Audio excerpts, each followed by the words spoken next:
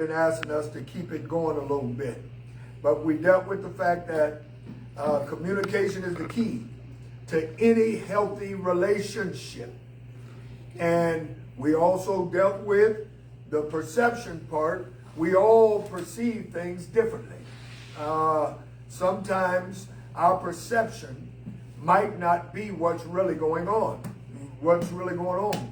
Because even on yesterday, I talked on the fact that man look on the outward appearance, while God looks on the heart. So sometimes the things that goes on in the heart is not what we show. Sometimes we can have our feelings hurt. And while our feelings are hurt, we might respond in anger. People might think you're just mad. They might think you're mean. They might think you have a problem. They might think this and that. When the truth of the matter is your feelings are just hurt. Then when dealing with response, we come to the understanding that we're not responsible for what people do to us, but rather how we respond. And our response can change so much. If we respond to negativity in the right way, then something good can come out of that negativity. We can change somebody's mind just by the way that we respond. So then we dealt with our circle. When we dealt with that circle, we dealt with sometimes we let different things into our circle that shouldn't be in there. Because there's only so much room. If we have a small circle and we're standing in it, and we allow people to move different things in it, negativity, this, that, then something has got to go. And a lot of times, the thing that has to go, we allow some of us to leave because we fail to make that circle. And that circle is what stands for boundaries. And we have to make sure that boundaries are set in the beginning of a relationship. Because if not, then later on in that relationship, people are going to think that they're seeing a different you. But it's the truth of the matter, it's always been you. In the beginning of relationships, a lot of times people don't see what they feel is the real you, because later on, you show them different parts of you. Because in the beginning, you want to be the best you can be. You want them to see all the good. So they don't get to see the bad a lot of times. And a lot of times when we set boundaries, we're setting them because we want to keep out trouble. We want to keep out pain. And we want to keep out hurt. And I'm looking at this time. Ooh, we started late, so I don't got a lot of time. So I'm going to have to skip over these things and get to the point. So boundaries. Then we also dealt with soul ties. Soul ties can be equivalent to what the Bible talks about when it says strongholds. There can be good soul ties as well as bad soul ties.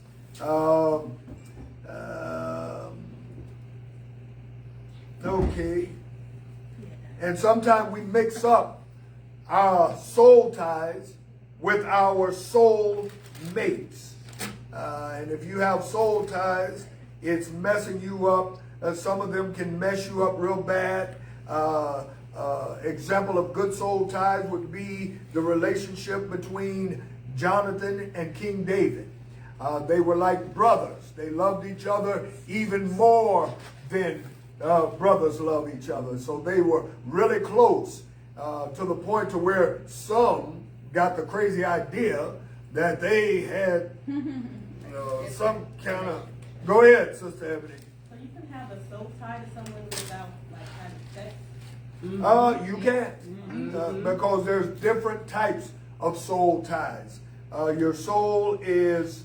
when we dealt with that, we came up with different things that show that you have a soul tie or soul ties.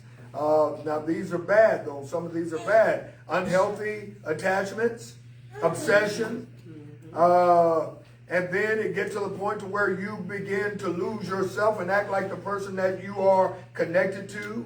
Soul ties, bad soul ties can simply be staying in an abusive situation. Soul ties can simply be even fantasizing about something or someone, or someone rather, because something can't have a soul. Not able to let go of everything. And I said that when you're in a bad place, a bad situation, a bad relationship, sometimes you want to hold on to things.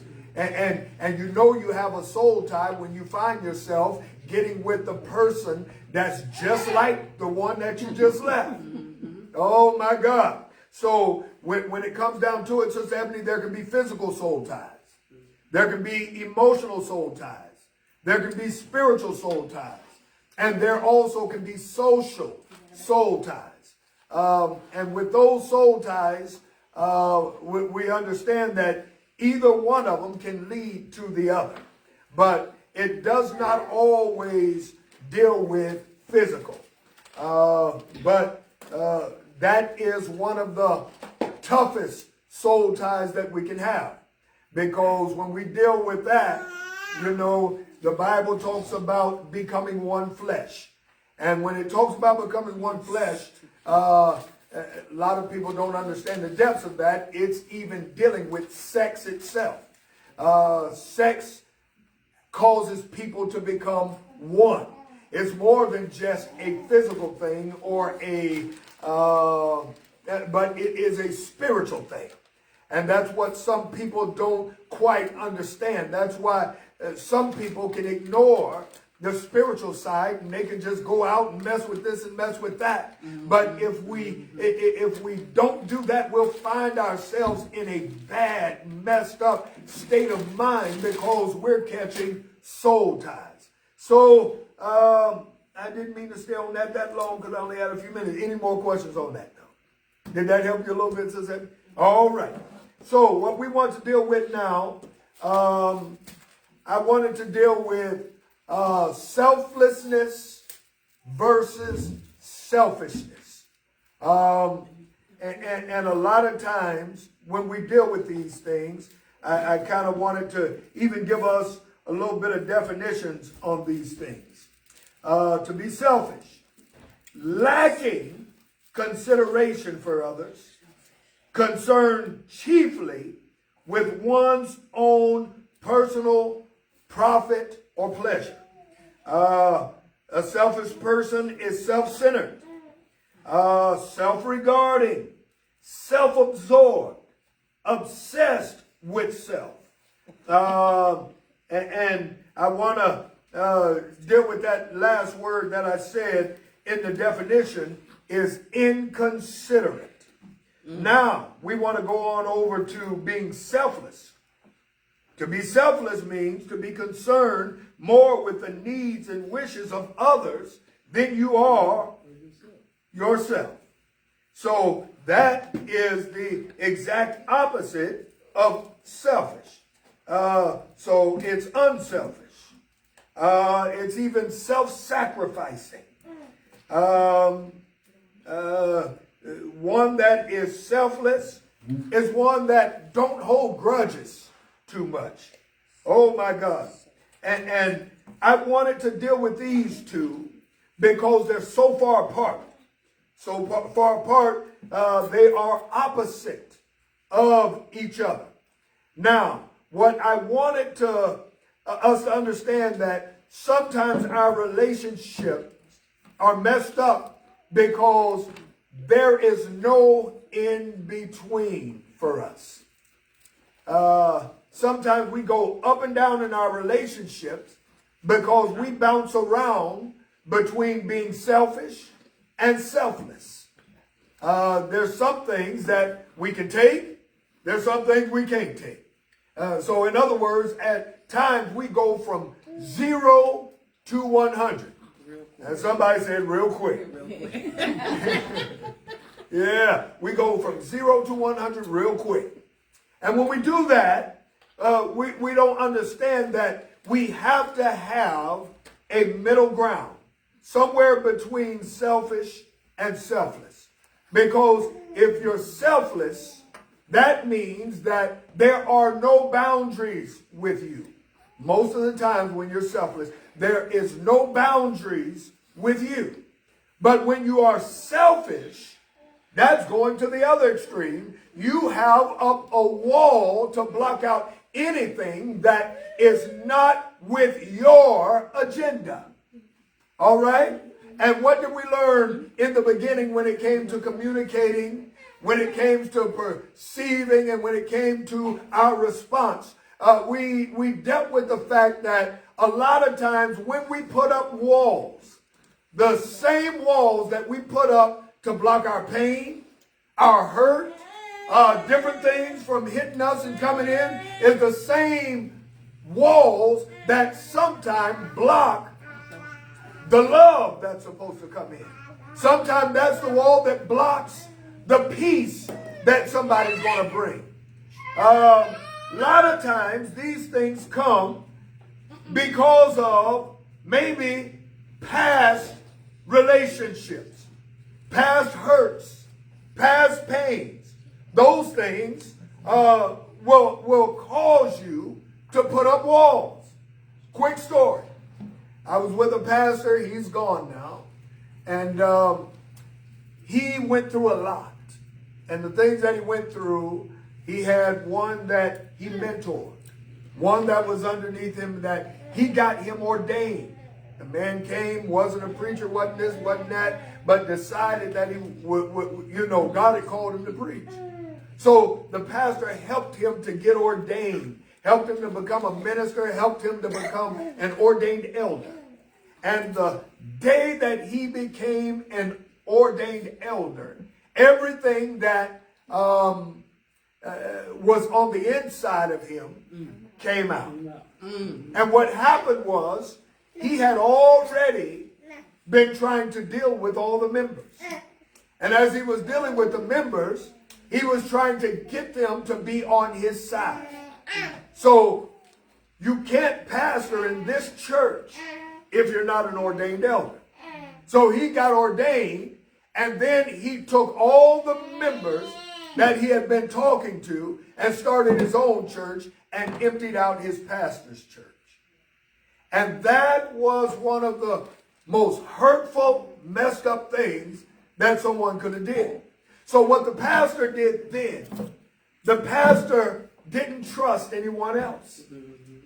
And I ended up being called to the ministry. And as I was called to the ministry, I began to talk to my pastor. And as I talked to him, he told me, God hasn't told me this. God hasn't told me that. He even looked me in my eyes and said, you will never preach behind my pulpit. It scared him when I told him I was called. And he said, I will not ordain you. I will not do this. I will not do that. And eventually, he ended up literally kicking me out the church. Put me out because it scared him that bad that I was going to do the same thing that the other elder did. And I didn't realize the pain that he was causing me was because of the pain that he had. So the thing is that we already said that hurt people. Hurt people. All right. So what ended up happening, I ended up leaving that church and eventually becoming a pastor. And before I even became a pastor, the same preacher that told me you will never step foot in my pulpit, you'll never preach in this pulpit, I went over to his church to visit because my family had came up from down south and they were doing stuff over there. And I was asked to MC, and he didn't know it. So when I was asked to MC, out of respect for him, I used the podium on the ground. I wasn't going to get up in that pulpit. But one part that I skipped, when I was gone, the Lord gave me a word for him, a prophetic word. And when he gave me that prophetic word, he told me that God wouldn't give you to give me anything. Wow. He was angry. He said, you're a nobody. That's what he told me. A young man coming up trying to do the will of the Lord. You're a nobody. And you think that you would have a word for me? I hang with the bishop. I hang with superintendents. Matter of fact, I could have been one. And you all, that's why I am the way that I am. When it comes to even sitting up in areas, when we go somewhere, I'd rather sit with y'all than to sit with these important people. Yep. Important people. Right. All right? Because y'all are the ones that's important to me. So, it came to the point I got in there to MC his service. And when I went in there to MC, after that word came to pass that God gave me for him, he realized that it was real. And so, as I was MCing, he stopped the service, got up behind the pulpit, and said, young man, it would be an honor for me to have you in my pulpit. And y'all know how soft I was. I just started crying. I went up in the pulpit and I emceed the service. And he had me to come and preach a couple of times at his church. So I said that to say this. The same walls you put up to block out the pain and the hurt, sometimes it's the same walls that will help you, that will bless you, that will give you warning, that will strengthen you, that will give you what you need. So what we're looking for is to find that happy medium between selfish and selfless. So in relationships, what we have to learn how to do, and this is a strong word here, and I'm going to use this word, and I won't be too much longer because I'm going to give you time for questions. I'm just going to go a few more minutes if I can. But this is the word that's in between selfish and selfless. This word, somebody say consideration. Consideration. Consideration. And that's where we have to be. We have to consider everything. We have to consider the source. We got to consider feelings. We got to consider what might be behind what's going on. We have to take things into consideration. So when we deal with consideration, consideration is careful thought, typically over a period of time. It's a process. It's taking thought, deliberating, sometimes reflecting, contemplating. So when we deal with consideration, we have to look at the whole thing before we decide to be selfless. Or we got to look at the whole picture before we decide to be selfish. We cannot be at those two extremes. Y'all catch that? Mm-hmm. But we have to take into consideration certain things when it comes to CPR. But you gotta, that's in the heat of that, you can't take that into consideration. Can't take what into consideration? Like where it's coming from. You can't sit back and just think about it. Like when you, like if somebody says something and you go from 0 to 100 real quick, like you don't have time to sit back and like it's the afterthought of that, of your action. Well, that's because we move from 0 to 100 real quick. Yeah. Because this is the thing. Everything that we do in life is a choice. Yeah. And so it was another thing that they had. Let me see. What was that? I might can find it here. But it's important to take thought. And that's why the Bible says, be slow to speak, slow to anger, and slow to wrath. Yeah. Because I used to be like that.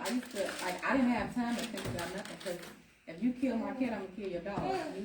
If you say something to me, I'm going right back because you know what you're saying going to hurt me, so I'm going to hurt you back. So I had to get over that part.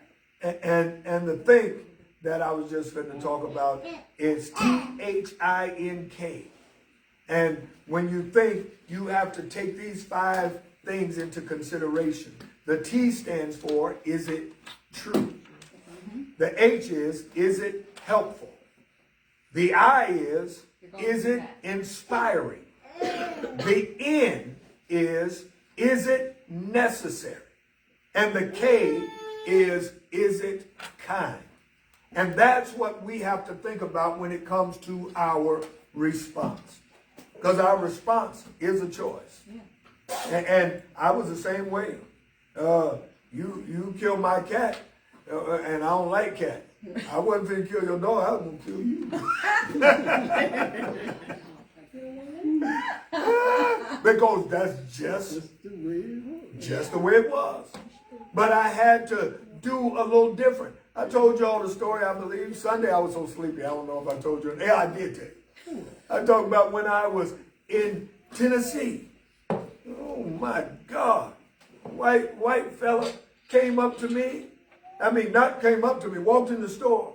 And Sister Pinky looked at me. And I'm looking at him because he's looking at me. And asked me, what the blank you looking at? Or are you staring at? That's the word he used. And my mind almost wanted to click a little bit because they walking toward me like they just want to start something. So I literally didn't look mean, didn't look mad. I just kept looking at them until they passed by. I didn't say a word. When I got in the car, Elder Lewis, all kind of things hit my mind. I hear you. I should have knocked him out. Yep, all that. If he would have walked up, I'd have all these things. But then, on the inside, I knew I did the right thing. And that's where the Bible talks about the flesh wars against the spirit, and the spirit against the flesh, and the two are contrary one to the other, so you can't do the things that you would. So a lot of times, I don't care how saved you are, how sanctified you are. I don't care if you're a bishop, the pope, you're going to have some battles between your flesh and your spirit. Oh, yeah. So, but that don't mean that you don't do the right thing. Yeah. Sometimes it's not about the thought, it's about your actions. So there is a choice. So that's why we deal with consideration. Even in the marriage vows, it tells us that we have to live with tender consideration toward one another. And that's taking into consideration a lot of things. Your mom may have had a bad day. Might be going through a lot of things, and she might snap a little bit. So does that mean it's time for you to just snap back just like that? No. Take time to consider that she might be going through something. And then you might be able to help. Somebody say response. Response. You might be able to help. And if you respond in the right way, after taking in consideration all the things that could be happening, she might come back and give you an apology. You understand? But if you respond in the wrong way, that thing can linger on for years. That's true. Huh? It could be a fight that can linger on for years or even more, a lifetime. Because some people just won't forgive. Because just think about this. If she was going through, if she did have a problem that was heavy and hard on her, if it was something that was really messing with her mind, do you know that you added to all of that? And not only did you add to it, but you took everything that she was looking at and turned her head towards you. So not only are you dealing with the issue between you and her, but you're also dealing with the issues that she was dealing with before you did what you did in response to her. Are you catching it? So that's why we have to use consideration. And that's true, because you never, like, like I got a phone call. Well, I called to check on somebody, and like just was like verbally like angry or whatever. So I said, you know what, I see you having a bad day, so I'll call you back. I got a text with an apology, like, you know, I'm sorry, that wasn't even for you. Wow. So yeah, it works. You catch what I'm saying then? Yeah. So that means you gotta stop going from 0 to 100 real quick. I had to get out of there. So that lets us know we can help it. We can help it. Our response is our choice. And a lot of times our responses, Brother Roman, Yes, sir. is not only something that will mess with the one that we're dealing with, but sometimes it can bring the whole family in. Yeah. You understand what I'm saying? Oh, yeah. And then when it bring that whole family in, there's some trouble. You catch what I'm saying? Yeah. And now, even if it comes to the point to where between the two that are having the dealings, that get fixed. You might have a sister that'll continue to hate that person for the rest of their life. Yeah, that's right. Yeah. That mom and dad might never forgive her or him. You get what I'm saying? So, therefore, we have to use consideration. See, this whole lesson is just around consideration. You get what I'm saying? And that's how deep things are, because they have to be beat into us. I hate to use that word. Huh? And we got to learn to apply it. And that's why we do things routinely. Even when you look at our songs in church, sometimes we sing the same thing over and over until it hits us. You know, God is a good God. Yes, He is. And that's on the outside. That's dealing with yesterday. And usually that's what Mondays was for, to kind of, deal with that. But because when we start, it's simply the outside. But when we take time to think, if something grabs a hold of your mind, eventually it's going to grab a hold of your heart. Y'all get what I'm saying? Because everything starts in the mind.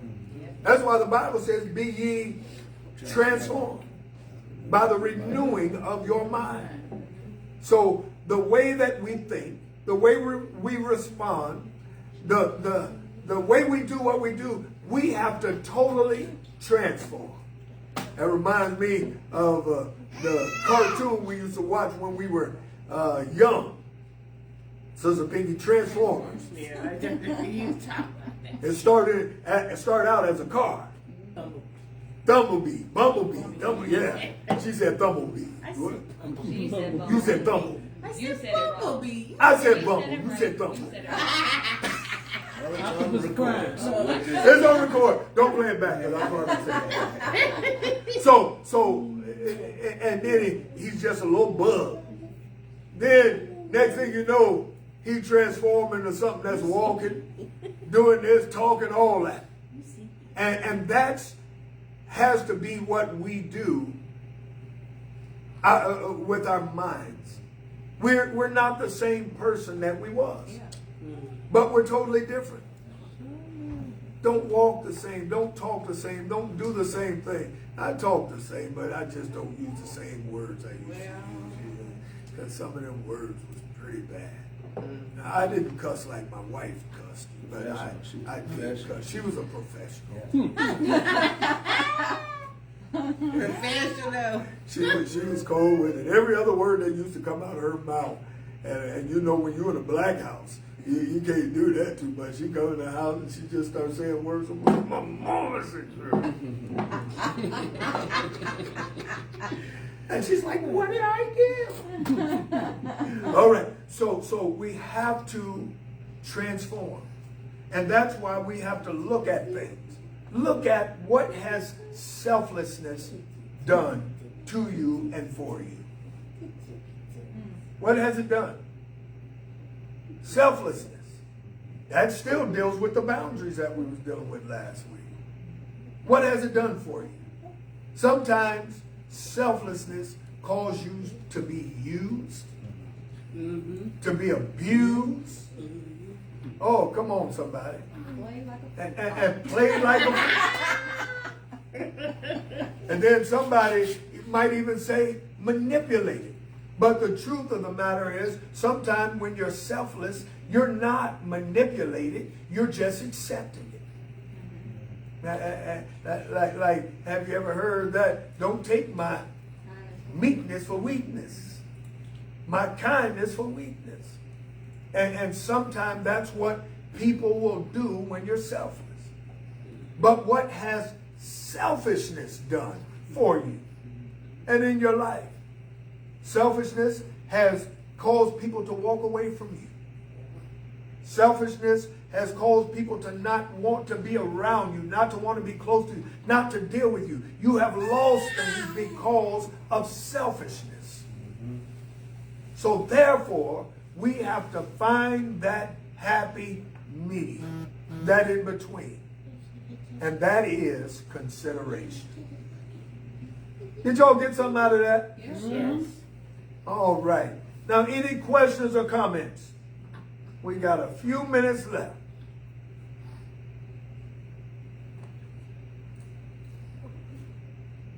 No questions or comments? Y'all just let me talk. I must didn't give y'all nothing good. No, you did good, Pastor. You did good. So, no questions or comments. Then we're gonna come close to getting up out of here. So remember that we don't want to go too far being selfish or too far being selfless. And we definitely don't want to be bipolar. Jumping between the two. One day you're selfless, the next day you're selfish. One day, whatever you want. Next day, get away from me. Oh, you kind of crazy. So what we want to do is be considerate, taking things into consideration, thinking before we act, doing what we're supposed to. Now that's a hard part though. Oh, that ain't hard. Me and you, we just got into it over there, didn't we? I thought we just got into it. I almost said something to you, but we on camera. You know what I almost said. I'll wait till they turn it off. I'm sure going to tell you. Right.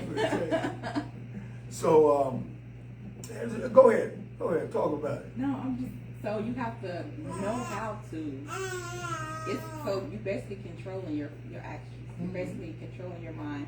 So once you get that negative energy from somebody, you have to almost pause for a second to ponder on that and then respond. Oh yeah. Other than that, you'll be popping off, like right back at the person. That's right. So that's the work in itself, to try to be able to control your response. And if you've been doing it so long, like it's a struggle. It's a struggle. Yeah. But let me say this to you.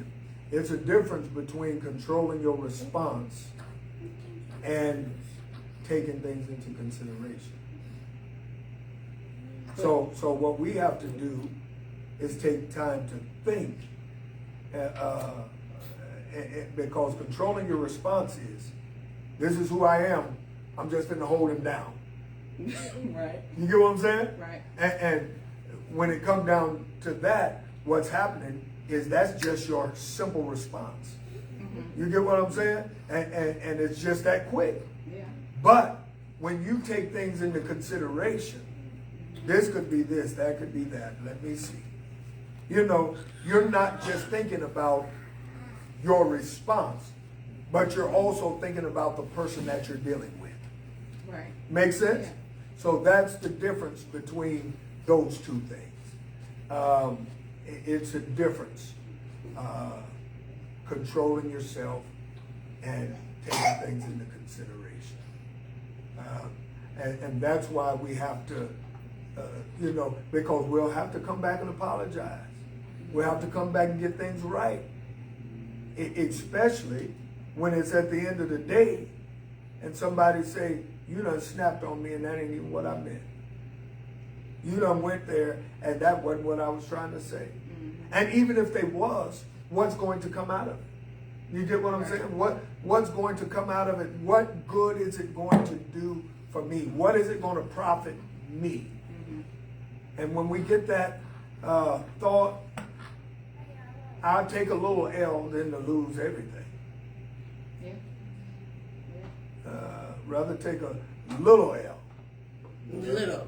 Yeah. Than to lose everything. Right. Than to lose it all. Yeah. So, that's that. Make sense? Yeah. So just take the time to think. Take the time to think. Take the time to think about it. You can help somebody. A lot of people that's been around for a long time remember this story. See, I was a fighter. Sister Pinky, at the drop of a hat, you didn't even have to say nothing to me. You just had to look, and I was going to hit you in the mouth. At any time, all time. I'm sitting up and trying to chill with my wife. She's my girlfriend back then. She hanging out, and somebody had did something the day before. I punched them in the face. And then somebody else came up who did this and who did that. And so I had to whoop him. Oh, God, that's pretty bad. I can't tell y'all who it was. So it come to the point that that's who I was. And I did that real quick. But I realized it didn't do nothing for me but gave me a name out there in the streets. And when it gave me that name, you know what happened? A name brings forth things. It brings a whole lot of things your way. The name of a church brings forth people that want God. Name of a hospital brings forth people that need a touch, need healing, need help. And so when you have a name out there that's trouble, you know what that's going to bring towards you? Trouble. So I found myself doing a whole lot in and out of jail, doing so many crazy things because I was ready for whatever came. But I had to transform. And I had to get my mind right and do things different. And when I did, now it's different things coming my way. Although we have one enemy, and he's our adversary, one who brings adversity. Oh yeah, and he's going to try to hit you with everything he can. But if you resist him, he'll flee. That don't mean he won't come back, because he'll come back over and over again. Because he wants you to suffer with him for all eternity. So this is the last thing I should say on this. Your response, your reaction, if you don't take it into consideration, you can end up losing your eternity. I would rather pay now to play later than to play now and pay later. Because that later on is for all eternity. Now somebody say consideration. Consideration. All right. Brother Roman. Yes, sir. In your hands, son.